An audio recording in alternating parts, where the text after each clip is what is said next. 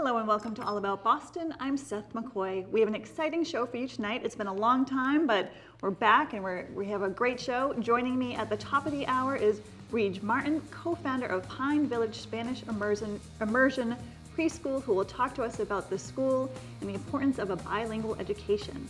Later on, we will be talking with Dempsey, one of the co-chairs of No Boston Olympics, and community leader Carlos Henriquez about the failed Olympic bid, among other things. We will be taking calls, so if you have any questions, please call in 617-708-3290 with your questions.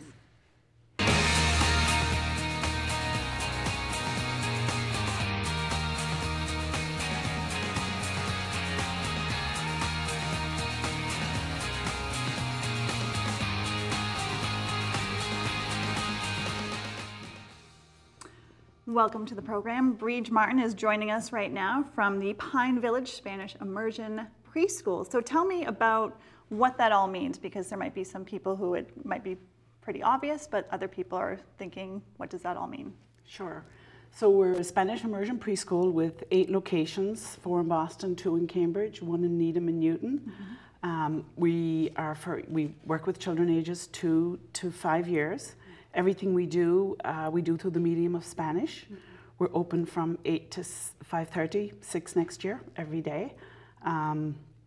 So it's a fun, loving, happy place to be. What made you start it? I mean, you started in 2001, had your first location in Brighton, but what made you, and Emma Levecki is your co-founder, yep. What made you to sit back and say, this is something that is really needed, it's missing here in the city of Boston?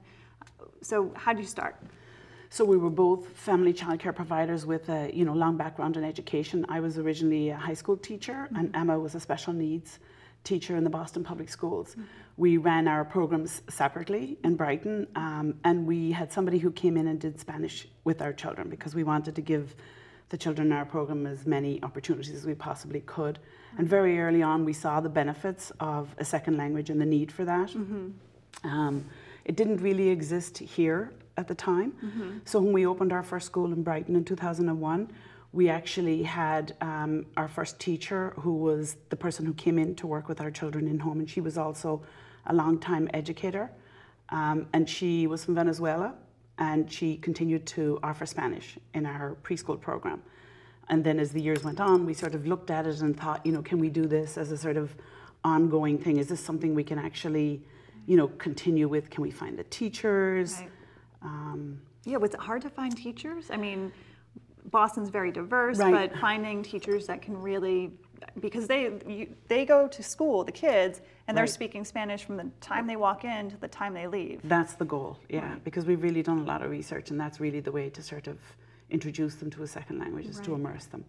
So finding teachers was, it wasn't really a huge challenge. Mm-hmm.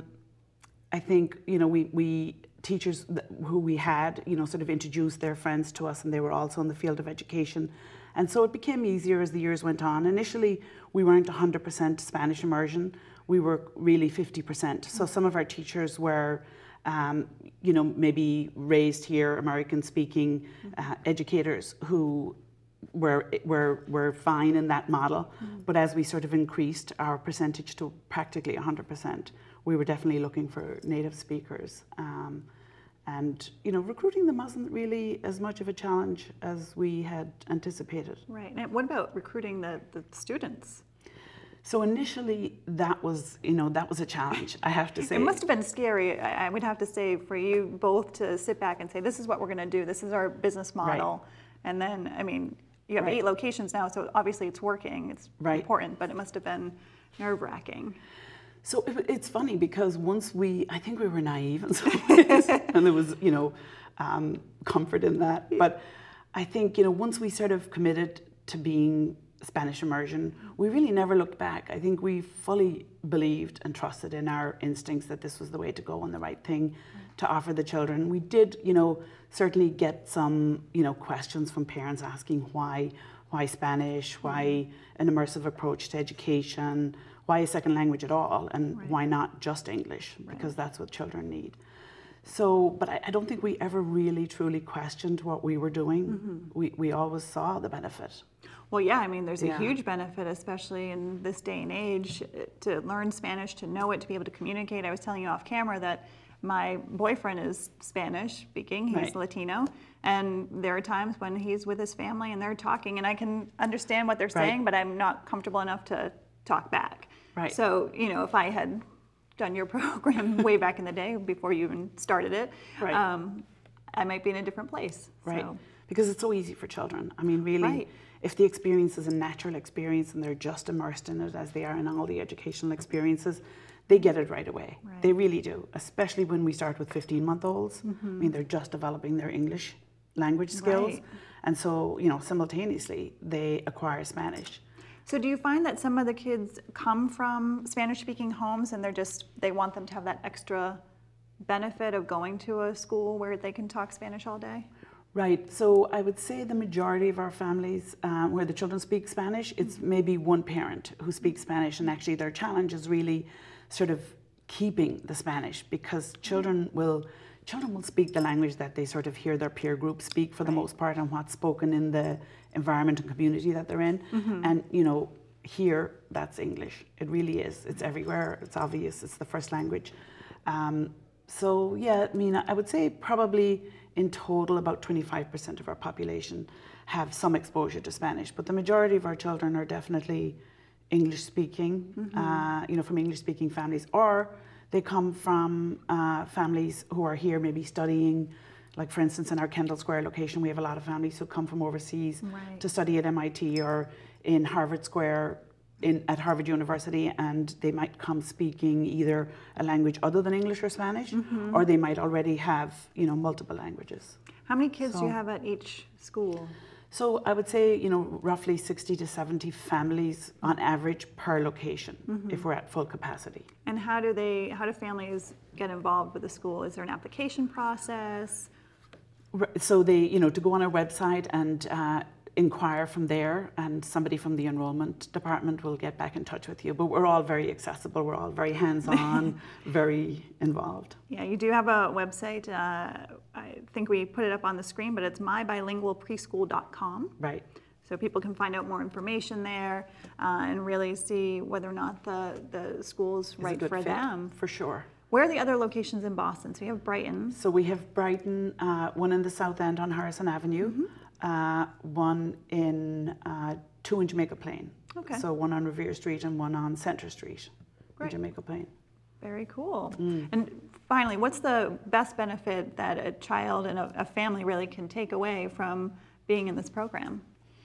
So I would say outside of the language piece, I would say their development across in social emotional area of development, really their, you know, connection with each other, their ability to communicate and connect with peers, and just, you know, engage in the world, I would say is probably one of the biggest gifts we can give. Yeah, we actually talked off camera as well as whether or not the kids will continue, because obviously there'll be a gap between your program and high school where they will have another opportunity to take Spanish. Right.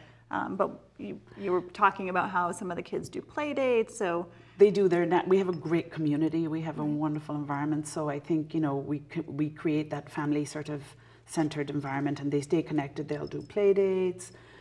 We have children from year 1 who are still meeting up and connecting since 2001. So that's awesome. So again, people can go and find out more information on their website, and I just want to thank you so much for being here tonight to talk to us about it. I think it's exciting. Yeah, it's great. Thank you. All right, and we will be right back with Chris Dempsey and Carlos Henriquez. Stay tuned.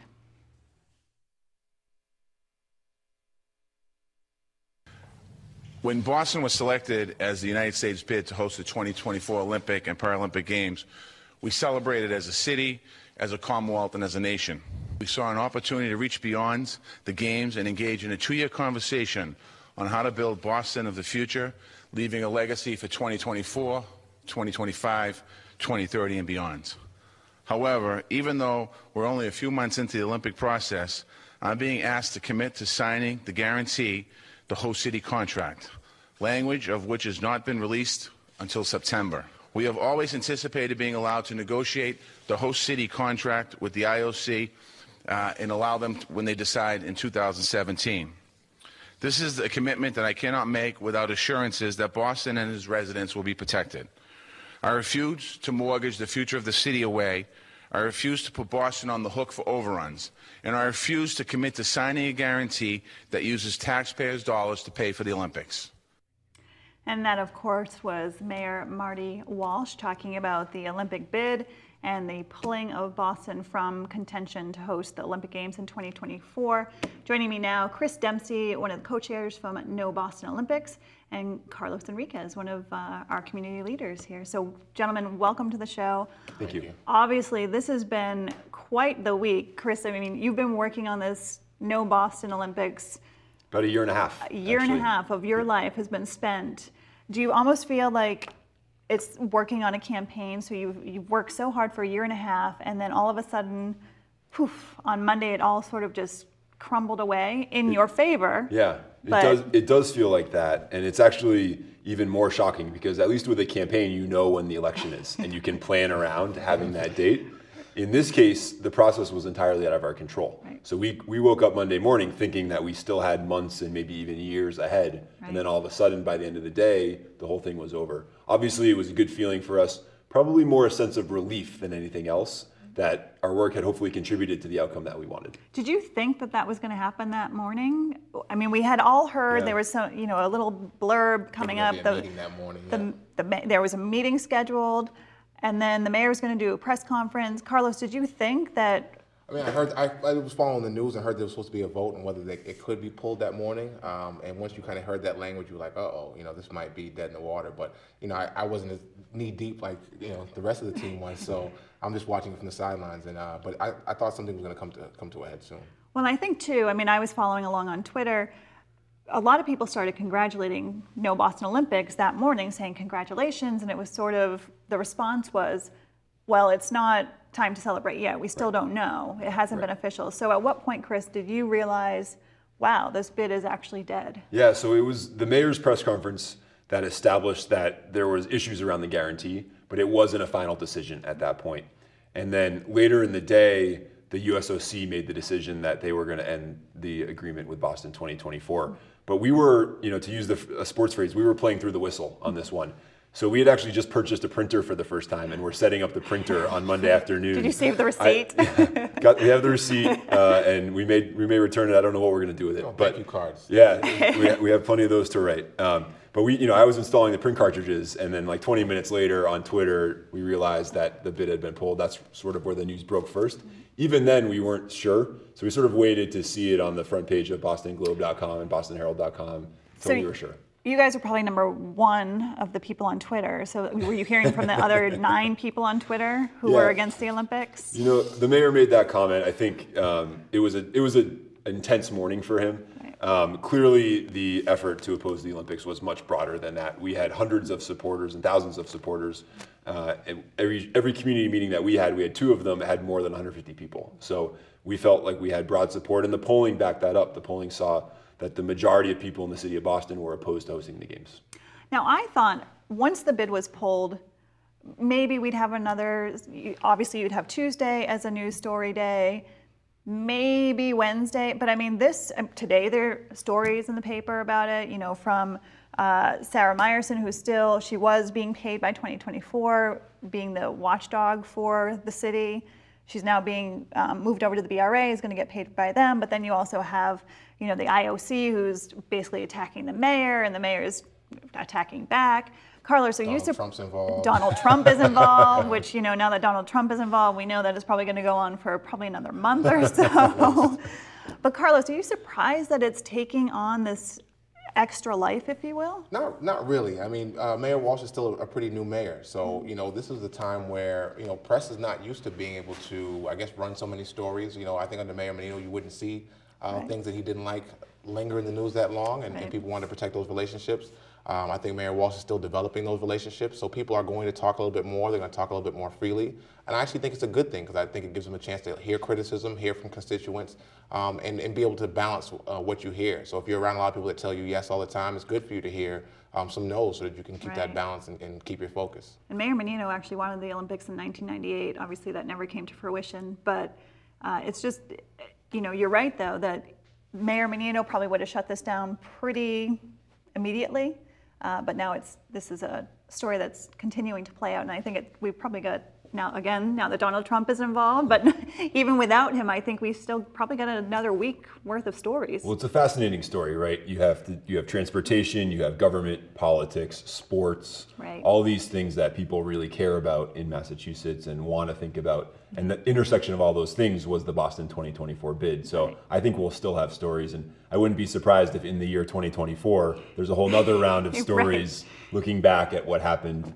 well, hopefully in 2015. there'll be a before the Olympics happens in 2024, and then whatever city gets it, it'll be the follow-up with how many cost overruns That's they right. had, if Right. they do have cost What overruns. residents might have been pushed out of their neighborhoods. Right, Things like and that, that was really the biggest issue for Boston Olympics and for other people who are against it, was that there was no guarantee that there weren't going to be cost overruns. I was having a conversation with somebody and I said, look, if you're talking about numbers in 2015 and projecting for 2024, I mean, really, if you can do that, right. you should probably set up shop somewhere and make a lot of money really right. quickly, because you can't do that. Right, Chris? No, it's really hard to do. And that was always our core concern, was that taxpayer guarantee to cover the cost overruns or revenue shortfalls. I think people in the city of Boston were just not excited about writing that blank right. check to the IOC, right. especially for an Olympics where every Olympics since 1960 has had a cost overrun.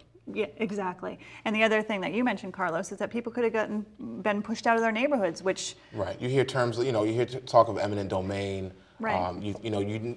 Most residents never really get a clear picture of what happens in cities. You just hear the Olympics and it's a marvelous thing that you see, but you don't get to see the construction beforehand. You don't get to see the arteries clogged. I mean, if you travel through Boston now from downtown to Mattapan, it could take you 40 minutes right. To do that. So that's without the Olympic Games here. I mean, so people looking at infrastructure and how they travel and how all that would disrupt it, and without good, solid answers, I don't think people could get behind it. Well, and other people were talking about, people who are pro-Olympics were saying, oh, really, you're opposed to all these jobs coming into the city of Boston?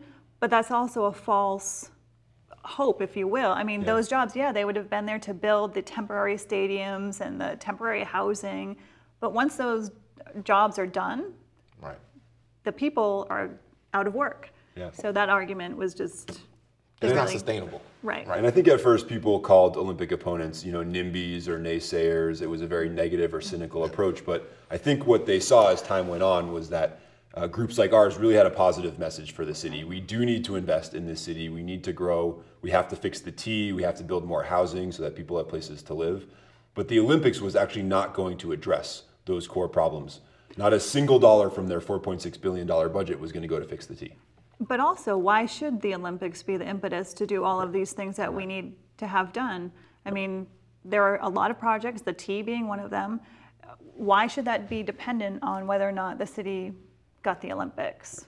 So exactly right. Obviously, these conversations are still going to happen because the T needs to be fixed. We have affordable housing that needs to be built. We have other public education, violence and public safety. What do you guys see as the next steps for the mayor? Because really, this is, he's kind of been dealt a blow with this outcome. How does he pick up and carry on? I think it's a coachable or a learnable moment. I think that coming off of his big campaign, he's just witnessed kind of running another campaign or up against another campaign that was successful. And I think there's things to learn from it. There's how to organize and actually do a visioning process, which I think is different than what was run. I think having the administration come out or the Olympics Committee come out and explain kind of what their message was going to be is different from addressing the concerns of the residents and asking what the concerns are and then coming back to them with a plan. And that's really the core of community organizing and creating a vision for a city or neighborhoods, neighborhood by neighborhood, that people can get behind. So I think he can use that if he chooses to and move forward the city in a engaged way. And they are starting to do that. I mean, they were doing that even without the Olympics. Now that Sarah is being moved over from the Olympic watchdog position to the BRA, Chris, do you think this is really an opportunity for her to look at what they had planned and incorporate that into what the mayor had already sort of kicked off with his vision for the city? Yeah, well, she has an impressive background, and so I think we'll see sort of what she can do over there. You always want to have good people working in city government, and I think she's probably one of those people. For Mayor Walsh, he was very generous to us in terms of, and gracious to sit down with us and hear our concerns. I think we met with him 3 times over the course of the last 6 months. When you meet with him, it's very clear he's someone that cares about the city of Boston and wants to get out to the neighborhoods and talk to people and really make improvements there. So it'll be very interesting to see the next few years of this term, now that we're beyond the Olympics, to see what issues and agenda items he really grabs onto. He spent 7 months, though, basically focused on the Olympics. Do you think that was a mistake, Carlos? I mean, I think he was handling some other things at the same time. I think the Olympics kind of dominated the talk, but I don't think anything didn't get past his desk. I mean, I would, of course, my neighbor would like to see some focus on some other things, and I think there's been some work in moving the needle. But I think with this Olympics off the table, now we can really drill down and focus on the things that matter to everyday residents every single day. Yeah, I mean, it was really taking a lot of focus away, and we already talked about the need for education, crime, affordable housing. Chris, was there anything that could have been in that bid that you would have said, this is the most perfect bid I've ever seen in my entire life of looking at Olympic bids throughout the history?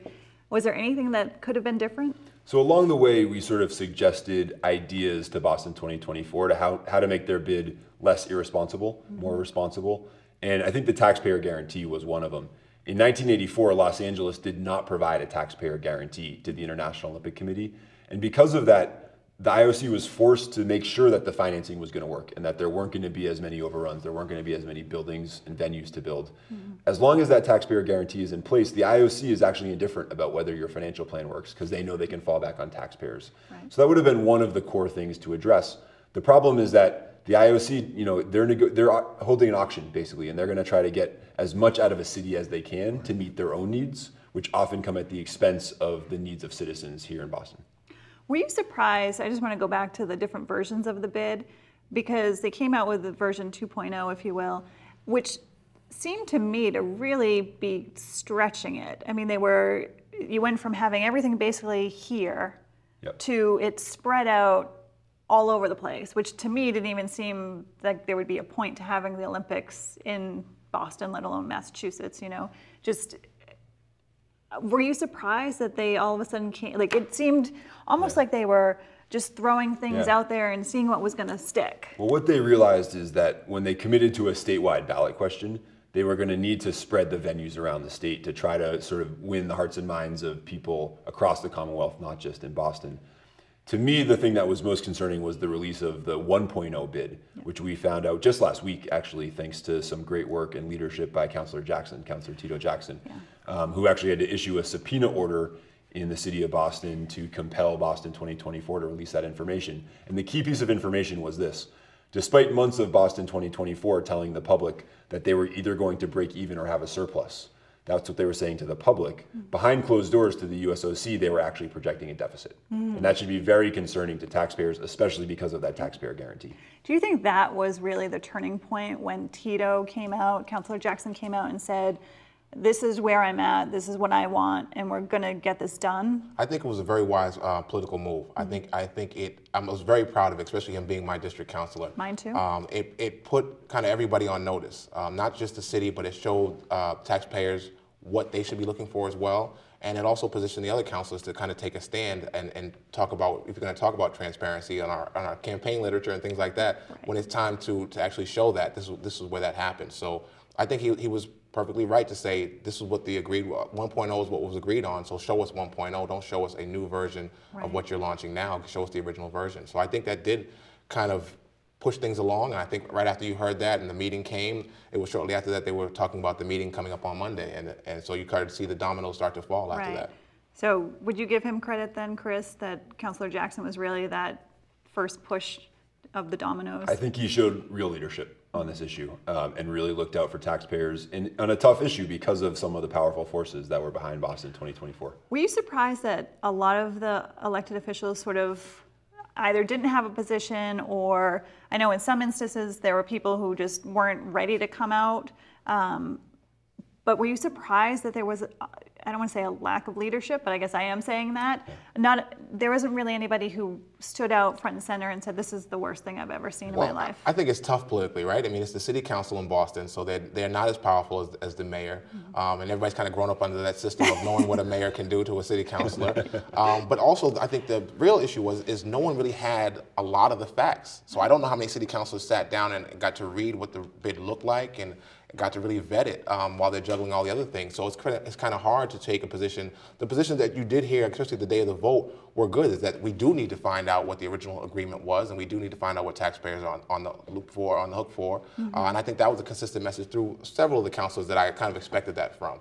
There's a few councilors that disappointed me with, not allowing the vote to go through and things like that. But I think some of them, finally did take a stance at least to support the transparency. Do you think that will hurt Council President Linehan when it comes time to vote for a new I think it'll be all right. He's a district councilor, so he doesn't have to appeal to as broad a base. I'm kind of concerned about, and I, as a voter myself, I'm kind of looking towards the 7 or the 6 other members that voted for him to be president, because I think as a district council, they have less accountability than, and I know the political, no one wants an at-large councilor because they're fearful that that person will then launch a mayoral campaign and things like that. Although they've had at-large councilors, they as have, the presidents, yeah. Councilor Murphy, Councilor Flaherty. Yeah. So there's the precedent is there, but I think, a district councilor has less to risk in terms of pissing off their voters, basically. Right. Chris, what about the governor? I mean, he was sort of not out on the forefront of what his position was. The governor had hired a team to basically look at the bid and then come back. That process is actually still happening.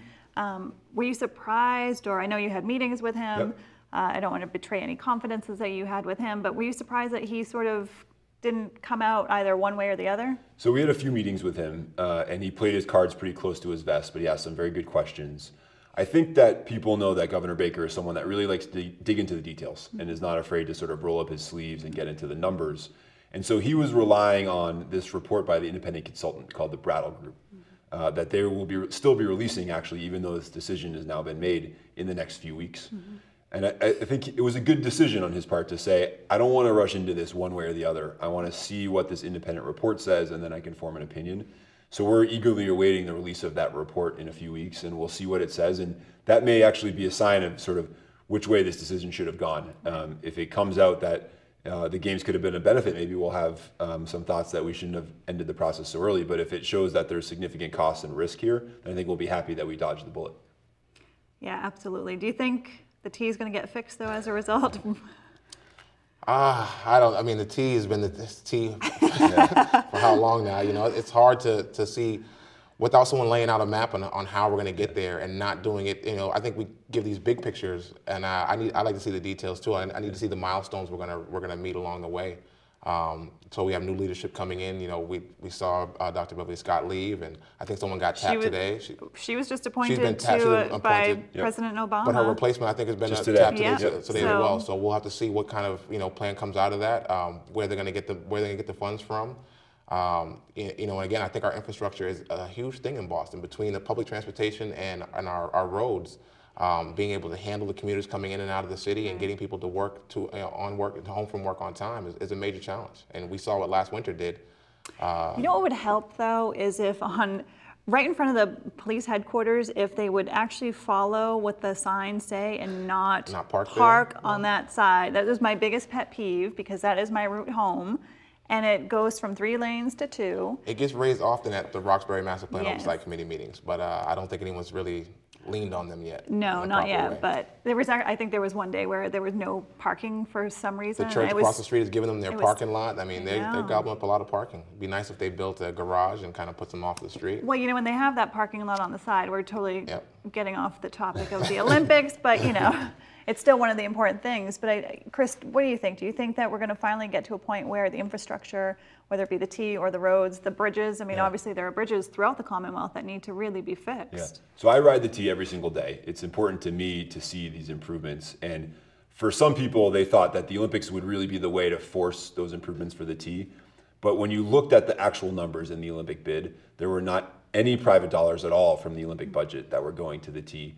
They were just suggesting that some public dollars be used for certain T improvements. But really what that meant is, rather than growing the pie, they were just cutting a slice bigger for the projects that they thought were important.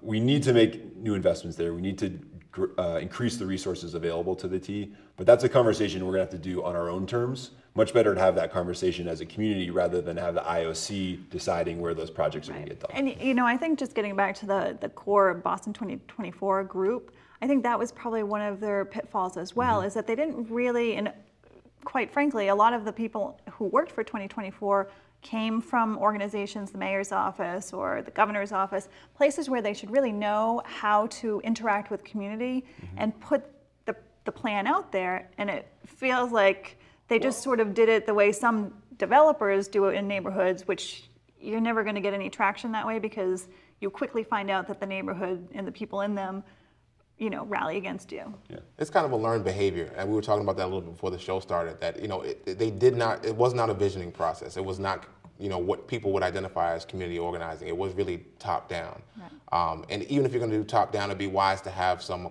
for lack of a better word, dissenters in your group. So again, you have that conversation internally, so you're prepared for what you're going to hear when you go outside, because you're not always going to get a unanimous message, and I think they weren't prepared for that. Definitely not. I got to ask though, so if you remember years ago, Bob Kraft wanted to have the football stadium here in the city. Parcel 3, Mayor Menino cut that off, didn't happen. If that stadium had actually been built in South Boston, do you think this would have been a different conversation? I don't know. I mean, I think that you got one stadium built. How many did the? Yeah, well, they needed a stadium, a velodrome, an aquatic center. So there was a big long list. Yeah. Yeah. The stadium was probably the biggest issue, though, and so maybe it would have been different. Yeah. Less tax. Well, the other issue was they wanted to cut down a bunch of trees initially in the common. Yeah, I think what you saw is that they created a bid that fit the desires of the International Olympic Committee. And what the IOC cares about is really what looks good on television. And so you can imagine the helicopter shot over Boston Common with our beautiful city there and people playing volleyball. That would be a great thing to see on TV. Right. But it's really inconsistent with our values as a city. Right. We care about walkable spaces. We care about long-term questions like how do the trees on the common survive? And what does a neighborhood look like 20 years down the road? Right. Those things are just often inconsistent with what looks best on television. And you know what? That's okay. Right. Well, we also have beaches here in the city, so to create like a beach atmosphere in the middle of the city, not really the best use of resources. In your practical day-to-day, I mean, you have people that if you walk through Boston Common on a daily, we're still dealing with the homelessness issue. There's still drug addiction open in the park. Huge. So I don't want to envision volleyball until that's dealt with. That's a great point. There is a huge homeless and drug issue in the common by the Park Street station. That it's. I mean, I walk through it pretty much every day, and it's very sad to see. And it's definitely that's another thing that the city and the state need to be working on. And I know that people are starting to work on it, and it's really great. So hopefully, in the next few years, we'll see some changes where the people who need help can actually get the help that they need. Whittitt Circle. That's another thing that's been talked about. Really great plans, if you ask me, just on the face of them. Do we think something's going to happen there now? It's a little bit further away from where I usually pay attention to local community things. I'm interested to see what actually continues out of these conversations. So does that, is that a catalyst and does it move it forward? Or, when you have these processes, if they go well, and depending on who they go well for, you've spent political capital and civic engagement capital. Right. Residents only have so much time to go to meetings, to be involved in these processes, and if they don't go well, you might lose that interaction moving forward. So it'll be, whether the residents of the area can continue to push to their vision and be engaged at a high level to make sure that, the development goes the way that they'd like to see it, not necessarily how someone else might vision. And I think you hit the nail on the head. I hope that this is really the impetus for people who necessarily weren't engaged to then become engaged, because that's really what makes the city work. I go to my neighborhood meetings. It's a small group of us, but it would be nice to see those numbers increase across the city. Because that's what's nice when the underdog wins, and I think you guys ran the underdog campaign, and I think it lets people know that okay, my voice does count. I can come out and be heard, and we can actually win.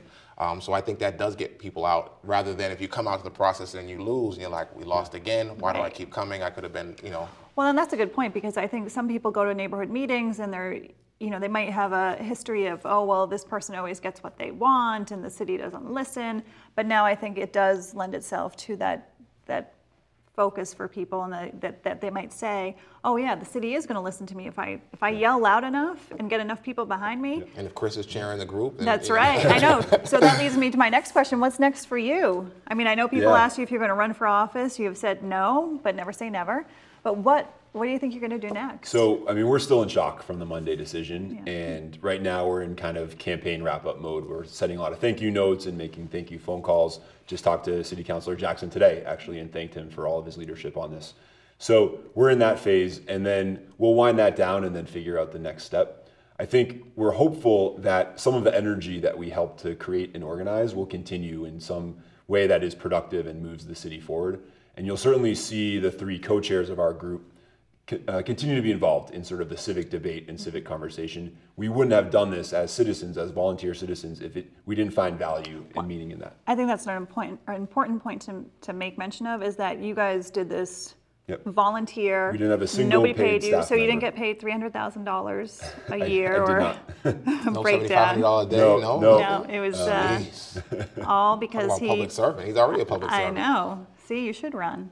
You know what you could do is go help our beloved Tom Brady get out of this mess that he's continuing to dig himself into.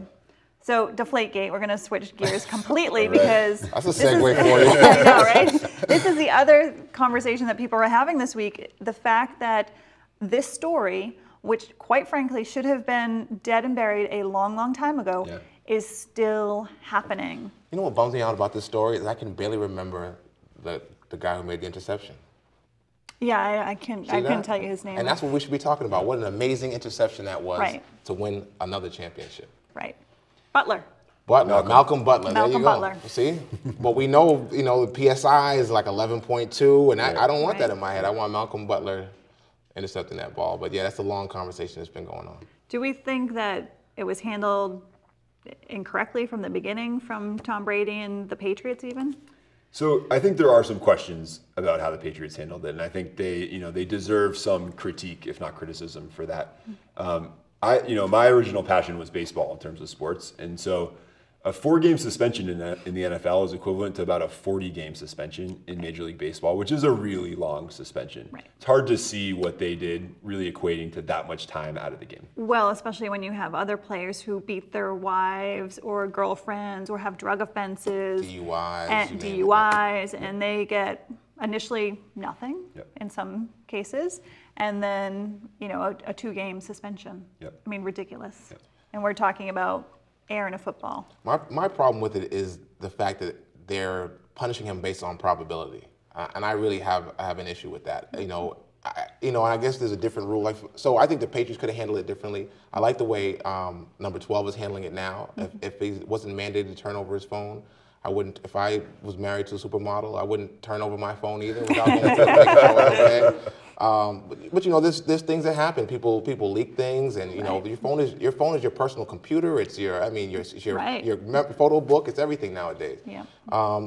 So you've heard other quarterbacks say that they've done similar things, and I think that the NFL is powerful enough that they have gotten all the text messages. So they didn't have his phone, but they've gotten the messages from other guys' phones. If it was back and forth going on there, they could subpoena his records if it goes to court. I don't think they needed his physical phone. I think they have created a campaign where they are trying to make the Patriots and Tom Brady look bad to cover up for the fact that they're punishing on probability and not on actual facts. You think Roger Goodell needs to be kicked to the curb? Yeah, but who's going to kick him to the curb? I mean, Donald Trump needs to be kicked to the curb too, but the GOP's not forcing him out, so Goodell's not going anywhere either. Come on, you love Donald Trump. I wish he would have put some money up for the Olympics, and that might have solved some very different situation. Right. Yeah. I think one thing that's true is that the Patriots always play well when they have a chip on their shoulder. So if that's the outcome from all of this, and that means we're getting a great Patriots season, I think we can all be happy about that. Will they raise the banner on opening day? I think it depends whether number 12 is there. How do you raise the banner without number 12 there? I know. And where does Goodell sit? Does he come? Outside. Yeah. If I was him, I wouldn't head to Foxborough if I was him on that day. No, could you imagine? I could see. You went to training camp today. I was out there yesterday. I was by Patriots Place yesterday. Really? So, yeah. So the helicopters were flying over, and there's news trucks everywhere. And I didn't see number 12. I looked for him. I didn't see him, so I had to go back to work. Well, why? I'm dying to go because, so you're going to think I'm crazy now if you don't already. So John Bon Jovi is friends with basically everybody in the Belichick, right? Yes, good friends with Bill. And every year I think to myself, I really need to go there when he's there. Of course, you never know when that might be. So I'm trying to get like an inside source so they can tell me that like John Bon Jovi's going to be here next Tuesday, and then I can make my plan and say. You might just have to commit to being there straight through. Yeah, maybe I should just call in sick for like a total it. month and just be like, yeah, I don't know, I've got this thing. It's called John Bon Jovi. But let's talk a little bit about the Red Sox. You mentioned your favorite sport was baseball. Yeah. Are you still a baseball fan? Yeah, still a baseball fan. It's hard to be a huge fan of the Sox these days, just the way they've been playing. And it's sort of sad to see because, you know, it seems like they had that great year a couple of years ago, and then since then it's just been pretty much mediocre. Right. But look, there's eternal hope, right, for Red Sox fans, and hopefully they'll be able to turn it around in the coming days. If not this season, then we'll hopefully have a good year next year. I was really bummed that they got rid of Shane Victorino. Yeah. I just didn't see that. I mean, I will be honest, I used to watch Red Sox games religiously. I've been to a couple this season, but I couldn't tell you, if they haven't been on the team for a while, I couldn't tell you who they are. Yeah. And it just seems like some of the free agents we bring in end up being high-priced free agents, and they kind of underperform, which is the mistake we made 4 or 5 years ago, and we kind of did it again in this case. So we'll see how that goes, but not the best season for the Sox. No, definitely not. I could probably manage them a little bit better than what's happening right now. Bon Jovi might show up at Fenway. Could you imagine? I could have him come and sing like the national anthem, and then I would have him just sit in the You might get Big Papi, Gronk out there, you know. Can we talk a little bit about that? So Big Papi and Gronk are doing this Dunkin' Donuts thing. They're singing away. It's kind of comical, but it's also really dumb. I mean, and Dunkin', what can you do wrong with Dunkin' Donuts in this region? You can put anyone on the TV, and we're still going to go there every morning. Did you watch Gronk on Celebrity Family Feud? Family Feud. I haven't seen that. Yeah, I saw the clip of it, but I didn't watch the whole show. Okay, do yourselves a favor. Go home, Google it, watch it. It is comedy gold. And it's the whole family, right? He's got brothers and it's dad his and brothers everything. and his Gotta be an father. interesting gene pool right there. Yep, they're playing against Holly Robinson Pete and her family. There's a lot of interesting camera shots of Gronk where he sort of looks lost. He doesn't really know what to do with himself, but it's really quite funny. So that's my advice for the evening. Watch some Family Feud. We'll definitely watch that. I want to thank you guys so much for being here. Thank I think you for having us. this has been a good conversation about, we sort of went off the rails at the end, but talking about the Olympics, talking about Deflategate. I do want to say, and I do this pretty much every show, Carlos, you've heard this before, but ice cream at FOMU, which is in JP, vegan ice cream, it's the best out there. We've talked about this before, haven't we? I think I probably said, ooh, when you said it last time. No, this FOMO is the best ice cream you could ever have. So they have a location in Jamaica Plain. They also have one in Alston. You need to go. I might even take you both there after the show. I like the idea of supporting local businesses in Boston. That's important for our neighborhoods. You take us there, and we'll take you to a Bon Jovi concert next time he's in town. You know what? They're going to be... Chris said, we have that on record that Chris said I'm going to right? hold you to that because you know what? They're actually in the studio working They're on new recording, music. so you know, Chris. Wow. They are. They are. So I'm totally holding you to that. 2016, we're at Bon Jovi. Sounds good. We're not going to start an opposition movement to that. So No, worry. please don't. Because Let's keep it off Twitter, too. Let's keep it off. we can all tweet to John. He's not really, Bon Jovi's on, but he's not personally. But anyway, thank you again. Great conversation, and I'll have you both back on. Pleasure. Maybe Thank one you, day Seth. when you're working on another project or maybe running for office. I don't know. I knew she was going to say that. I know. All right, thank you for tuning in. It's been a great show. We will see you next time.